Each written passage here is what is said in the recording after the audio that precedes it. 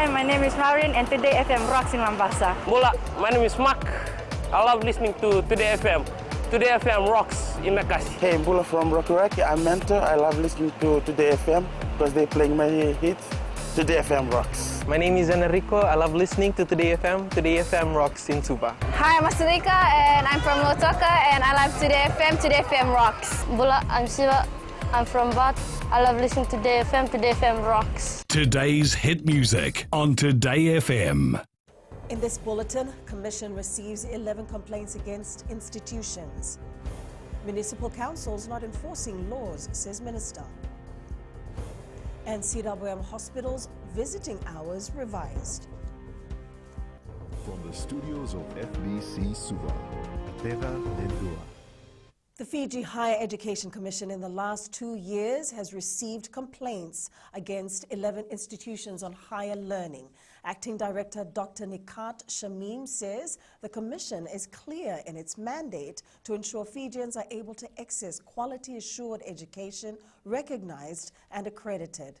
Despite the legislation being clear on what is required from higher learning institutions and the measures they need to meet, a number of organizations have fallen short. Most of the complaints to date have come from parents and students, but we've also received complaints from staff of various institutions. Each is dealt with on its own needs and on its own merit. There's no one-size-fits-all approach. Local Government Minister Pramila Kumar says there has been a lack of law enforcement by towns and city councils. Kumar says this has led to more people selling their produce illegally on footpaths and constructing stalls as well. Following a meeting with the Lami Town Council yesterday, Kumar says they've identified a few areas that need to be addressed. All municipal councils have been urged to work diligently. All municipal council you go to is the same story. They have not collected their rates. Garbage fees are in arrears. There is poor enforcement of laws. People are selling from the footpath. They're selling from the bus stops. They're making little stalls wherever they feel like. So there is very poor enforcement. The attitude of drivers need to change, says Fiji Roads Chief Executive Jonathan Moore.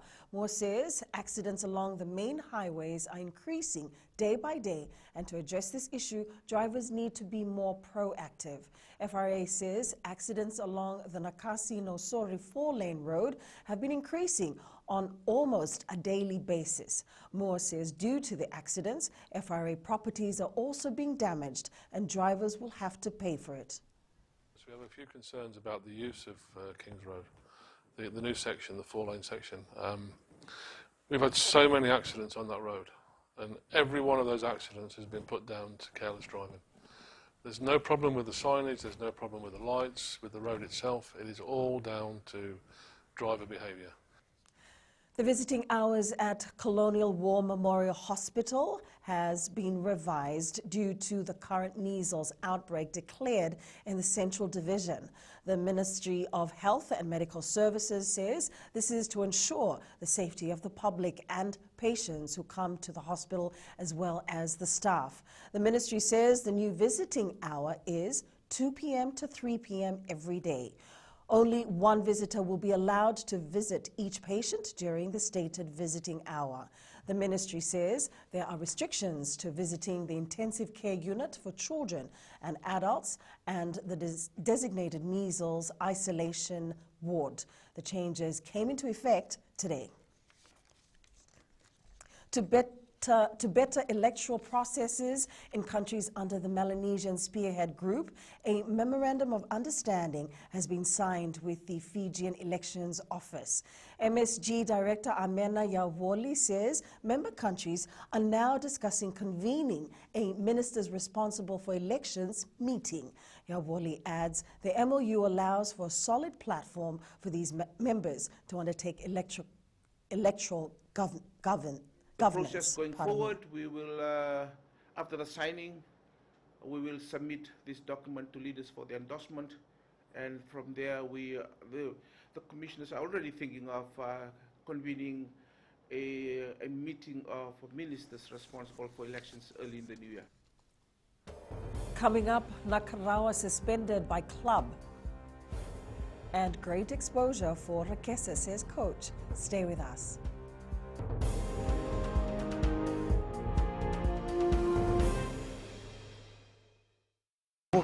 Ako itabua. Ako do talitay na warong na Bula FM. Nambandua na sir. Bula. Alang gono iluto ka talita ka ng Bula FM berarti ni nambandua na sir. Ni Bula binaka. Nanregen go sa Bula FM nga. Na kasi. Nalang go sa mundo active ng Bula FM nambandua na sir nusur. Ni Bula binaka. Nalang go Jerry yang melambasa. Do warong nga ng Bula FM nambandua. Bula FM nambandua na sir.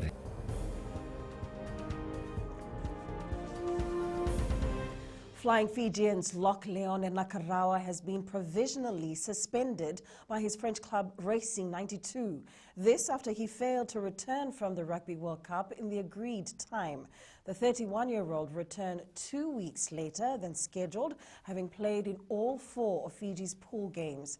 Nakarawa was expected back in France on the 28th of last month, but did not return until 3 days ago. A statement released by Racing confirmed he will be suspended until a disciplinary meeting to decide upon his full punishment. The organizers of the 2019 Wairiki Sevens tournament are wrapping up their preparations. Committee member Tony Wuki says due to the requests from teams, they will be extending registrations until Monday. The tournament will run from the 21st to the 23rd of this month. Fiji's para-athlete Yosefo Rakesa finished 6th in the men's F41 javelin final at the 2019 Dubai Para-Athletics Championship. Rakesa managed a throw of 39.95 meters on the last day of Fiji's competition. Coach Albert Miller says Yosefo is gradually picking up confidence, thus the need for more international exposure. Miller believes between now and 2020 is enough time for them to prepare well for the Paralympic Games in Tokyo, Japan. Glad to see that he came out throwing a personal best distance of over 5 meters beyond his bronze medal winning throw in the Pacific Games. So he managed to throw 36 meters, 95, not too far from the 5th place thrower who threw 37. Preparing the Suva athletics team ahead of the Chow Games has been a challenge this year. Team manager Apenisan Delai says finding a training venue for the athletes has been a worry, as the ANZ Stadium in Suva was booked out for events including the Oceania Sevens last week. Suva will be fielding 143 athletes for this year's Chow Games that starts tomorrow, with the finals to be held on Saturday at the ANZ Stadium in Suva. Unfortunately, Maris gave the ground for 1 week, so we will be playing there for last week. But this week we want to make our SWAT team run on the stadium, and also the big challenge was the weather. Most of the time the weather was not outfit. The Fiji women's under-16 football team will be named soon. 35 women footballers first assembled at the Fiji Football Academy in Watuanga 3 weeks ago to train for the 2019 OFC Women's Under-16 Championship. Coach Marika Rondu says fitness has been the main focus during their training sessions. Rondu says choosing the final team will be difficult as all the women are skilled, and only 20 players will make it to the final squad.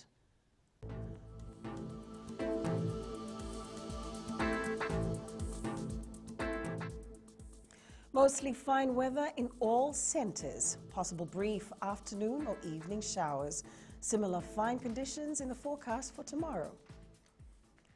And that is your FBC News now. Remember to join us at 7 p.m. for our major bulletin. For these stories and others, you can also tune in daily to our sister radio station, Gold FM. Good afternoon.